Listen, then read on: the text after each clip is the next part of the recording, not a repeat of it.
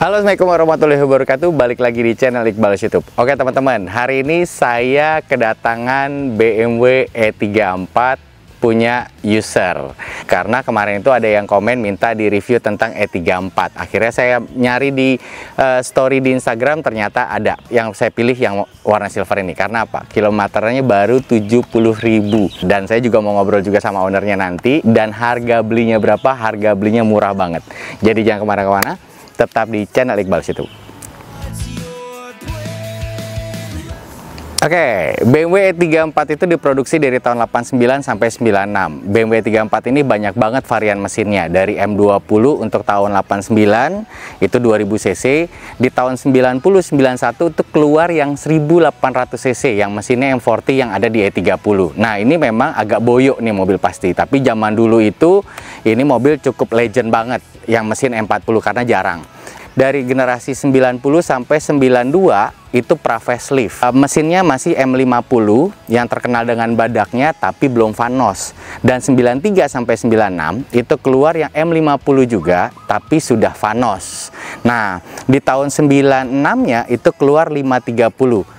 Dan yang rare itemnya lagi yang masuk ke Indonesia itu ada mesin M30 itu 3500 cc. Dari saya main BMW dari tahun 90-an sampai sekarang saya baru ngeliat pertama kali saat itu warna champagne, mesinnya 3500 cc M30. Ini BMW 34 memang banyak kelebihan dan kekurangannya, dan kelebihannya mobil ini memang suspensinya ini real banget, seri 5, empuk banget. Saya dulu pakai kayak gini agak lumayan lama. Dan memang ada variasi-variasi yang udah ada sunroofnya, tapi ini belum, karena ini tahun 92 kalau nggak salah. Untuk sekarang kalau kalian mau nyari E34 memang agak sulit. Karena apa? Karena zaman dulunya mobil ini tuh bengkel BMW masih sedikit. Jadi mau nggak mau orang yang beli E30, E34 itu selalu harus ke bengkel resmi. Dan kalian tahu udah pasti ya, bengkel resmi itu pasti akan mahal banget. Itu yang pertama. Dan yang kedua, saat itu berkembangnya brand image-nya BMW itu jadi mahal. Karena tidak ada bengkel yang bisa nanganin selain BMW resmi. Dan kalau dilihat di BMW 34 sekarang itu kalau kalian lagi nyari, ini unik banget nih cara bukanya. Cara bukanya, ini era-era tahun 80-an banget nih, mobil Eropa rata-rata ke depan, nggak Mercy, nggak BMW, ini semuanya rata-rata ke depan kayak gini nih. Nah ini kalau kalian nyari E34 untuk zaman era sekarang, kalian pertama kali yang harus kalian perhatikan adalah masalah kropos. Karena kropos ini akan menjadi kendala kalian untuk nge-restore. Yang kedua itu perkabelan. Nah, perkabelan ini banyak yang tadi saya udah bilang, banyak yang belum bisa nanganin dan akhirnya modul mati, akhirnya di bypass modulnya. Nggak lewat modul tapi langsung di jumper-jumper lewat dari kelistrikan. Nah, itu kalian harus detail banget di situ. Karena apa? Nanti kalau kalian restore atau kalian mau beli di era sekarang, kalian mau make, mau nyaman, itu bakal akan jadi kendala. Nah, ini kode mesinnya M50 belum Vanos. Ini mobil kalau dari speedometer masih 69.000. Cuma memang dulunya, oke, ini secara getaran mesinnya enak. Secara getaran mesinnya enak, dan mesin M50 ini kelemahannya kalau sekarang era-era sekarang itu kalau masih dingin, overcooling, itu dinyalain bunyi tok tok tok tok tok. Nah, itu apa? Ring sehernya udah coplok, udah haus ring sehernya. Jadi kalian harus perhatikan di situ. Terus yang terkendala di E34 sekarang kalau orang-orang lagi beli E34 itu yang pertama kali dilihat adalah door trim. Door trim ini pintunya berat banget nih. Jadi handle dari door trimnya ini udah nggak kuat banget untuk nahan pintunya, beban pintu yang sangat berat. Ini susah banget nyari door trimnya. Interiornya mobil ini masih original, tapi ada robek-robek, itu wajar karena sudah 40 tahun. Sama satu lagi, karet-karet ini menjadi kendala banget untuk di mobil-mobil tahun segini. Nih, karet kaca, karet pintu. Nah, ini jadi kendala banget nih. Coba kita cek yang belakang. Tuh, yang belakang juga sama, ini udah kempes-kempes. Tapi memang bisa diakalin pakai karet yang universal. Tapi memang kendalanya pada saat kalian nutup kayak gini, dia akan membal. Nah, kalau ini kan masih enak nih. Nah, ini kan masih enak banget nih. Tapi dia akan membal, dung gitu. Jadi kalian harus agak dorong. Nah, itu. Nah, tips saya kalau mau beli BMW 34, Kalian pertama kali perhatikan masalah bodi, masalah keropos. Keroposnya itu di bawah deck ini. Kalian lihat, tapi udah saya cek kemarin ini mobil nggak ada keropos. Yang kedua, ini kabel jamperannya nggak ada. Ini masih bawaan pabrik. Semua masih bawaan pabrik semua. Yang ketiga adalah mesin. Mesin ini tidak menjadi prioritas buat saya kalau di mesin E34. Karena apa? Mesinnya ini bisa tergolong bandel. M50 nih, generasi M50, M52 tuh tergolong bandel. Cuma masalahnya yang namanya kalau kalian beli mobil tua ya juga harus diperhatikan, tapi tidak menjadi prioritas. Karena apa? Lebih gampang merawatnya M50. Sensornya pun nggak banyak, cuma sensor atas bawah. Dan saya dapat informasi mobil ini katanya dalam kota dari ownernya langsung, nanti kita ngobrol, katanya bisa 1.6 bensinnya. Padahal ini transmisinya manual. Ada beberapa hal yang harus kalian perhatikan kalau kalian beli mobil yang sudah tua supaya menjadi irit. Yang pertama, kondisi engine itu harus kondisi yang benar-benar fresh. Saya kasih masukan kalau ke ownernya, kalau untuk diturunin setengah supaya pembakarannya bagus semua, dan sirkulasi oli dan airnya pun bagus semua. Itu yang pertama. Dan yang kedua, alternator. Alternator ini menjadi supply utama untuk masalah pengapian dan untuk masalah mesin. Ini kalian harus lihat berapa standarnya, baca di tutorial. Kalau nggak salah standarnya itu 14,an deh, 14,2an. Itu sesuai standar. Yang ketiga itu adalah sensor-sensor. Sensor mobil ini untuk masalah iritnya itu ada di kabel TD atas dan bawah. Dan selain itu ada sensor Hermes. Nah, itu hal-hal yang ada di mesin yang harus diperbaikin kalau misalkan mau irit. Yang terakhir itu adalah kopling. Mobil ini koplingnya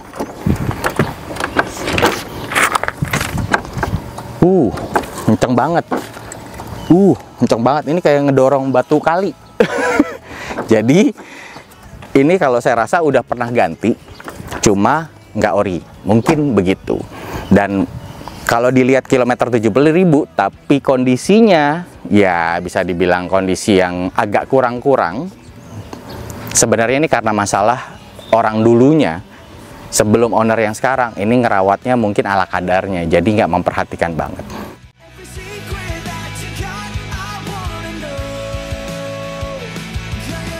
Yang uniknya dari BMW 34 itu adalah tampilan belakang. Nah, zaman dulu ini masih jarang banget nih mobil yang kotak-kotak begini nih. Dan ini biasanya kalau yang ada variasinya, ini ada namanya kalau nggak salah namanya plate untuk dia nyambungin antara head stop lamp kiri dan ke kanan. Jadi di sini merah, jadi keren banget. Ini mobil nih bagusnya pakai spoiler atas ini, jadi kelihatannya gemuk. Tuh, kelihatannya bagus. Nah, cuma bumper pecah nih.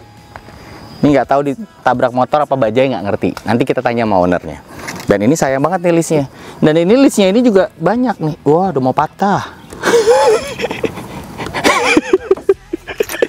Listnya ini kalau kalian lihat di Kampakan murah sebenarnya, karena E34 itu sekarang ini jarang yang nge-rebuild E34, jarang. Ini kalau list-listnya ini paling sekitar 300 ribuan lah. Tapi memang E34 itu atau seri 5 itu terkenalnya dengan dari bagasinya yang wih, ini panjang banget nih. Ini bisa masuk 4 anak kecil kali ini. Gede banget. Nah, ini toolkitnya coba kita lihat. Toolkitnya iya, kosong. Memang jarang ya, toolkit kayak gini untuk mobil-mobil era tahun segini jarang, dan itu diwajarin lah. Tapi kalau kalian nyari pelan-pelan itu pasti ada. Oke, kita lihat bagian interiornya. Lihat interiornya.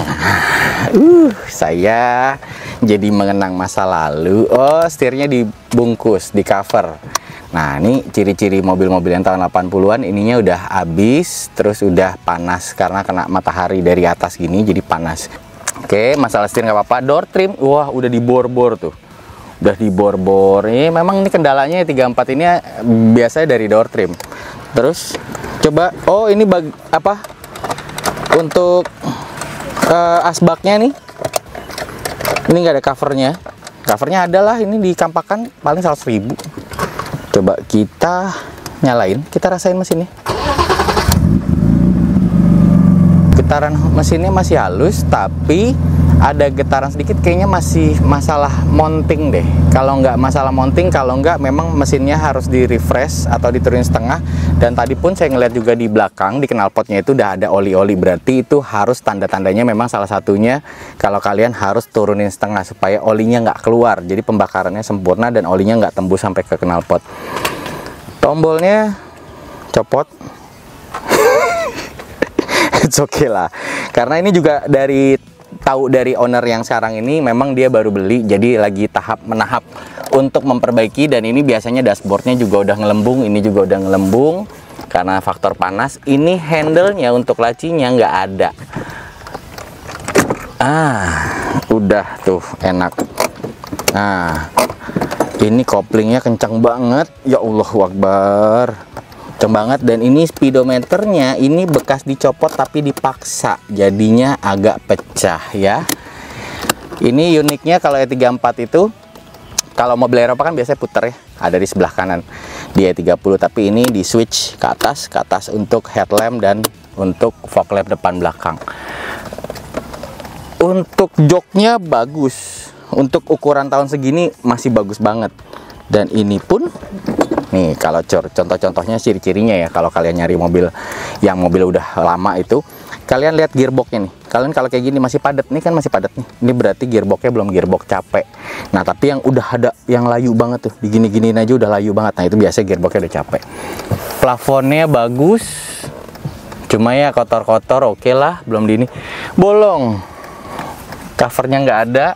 Ini juga sama, kanan kiri nggak ada. Oke, kayaknya enakan nih kita panggil ownernya langsung ya, kita ngobrol sambil kita bawa jalan mobil. Oke, sekarang udah sama ownernya. Namanya siapa, Mas? Nama saya Andrew. Andrew namanya. Betul. Beli udah dari kapan nih? Gua beli itu bulan Mei ke Juni lah, hampir Juni lah. Mei ke Juni. Oh, berarti baru dong? Baru banget. Oh iya, baru banget. Beli harga jauh di bawah pasaran lah. Gue beli di angka 15 juta. 15 juta nih belinya? 15 juta. Luar biasa. Nggak kehujanan, nggak kepanasan. 15 juta lo beli 15 juta tuh bener ini banyak? Nggak terlalu sih. Gue enggak, masih di bawah 10 lah, masih terjangkau sih kalau buat BMW ya. Bener ini ya? Bener. Kemarin udah benerin apa? Kayak kaki? Mesin udah? Mesin tuh gue baru ganti oli aja. Gue udah benerin kaki-kaki. Terus kemarin tuh ada sebenarnya ada trouble lah di setir kan. Jadi pas gue belok tuh berat. Setir? Enggak, jadi cuma pompa power steering. Pompa power steering. Itu semua barang copotan, barang copotan semua. Barang copotan semua. Iya. Berarti beli 15 juta, benerin 8,5 juta. 8,5 juta lah di sana. Untuk overall dipakai udah lumayan enak loh nih menurut gue. Ini kilometer asli, Bro. Kilometer asli. Cuma 69.000 loh. Iya, dengan apa adanya, Mas. Terus ini bensin nih bener nih. Jadi bensinnya hampir ke empty loh. Kalau bensinnya kita belok ke kanan, itu penuh, Mas. Sesuai yang apa yang kita isi. Kalau ke kiri dia terbahan. Ya udah belok ke kanan. Kita kanan aja terus jadi dia. Tapi kalau temperatur selama make udah mogok berapa kali? Nggak pernah dong. Nggak pernah mogok. Selama gue beli, gue pakai nggak pernah mogok. Nggak pernah mogok. Overheat? Nggak pernah. Masuk nggak pernah sih? Nggak pernah. Serius. Demi Allah gue nggak pernah. Luar biasa. Berarti ini sebenarnya sirkulasi airnya masih bagus sebenarnya ya? Masih bagus. Cuma itu ada. Jadi kalau pas dilepas itu ya? Jadi gue ngimbanginnya tuh setengah kopling tuh, Mas. Halus banget. Karet kopel. Oh iya. Jadi pas gue mundur emang rada. Nah, itu karet kopel ya. Oke. Terus kalau ciri-cirinya kopling yang sehat atau enggak itu adalah engine brake. Nah, ini kan masih nah, ini udah agak engine brake nih. Oke. Nah, kalau udah engine brake, dia udah mobilnya mundur. Itu berarti dia koplingnya udah mau aus. Oh, gitu. Ini tapi memang kopling gila ya, berat banget ya. Berat banget, Mas. Ini kaki kiri gue udah jadi. Satu. Ini master koplingnya aja, Andrew. Lo ganti nih, masternya ini gila kenceng banget ini. Tapi AC-nya juga cukup agak dingin sih, dingin. tapi agak kalah ya. Karena mungkin karena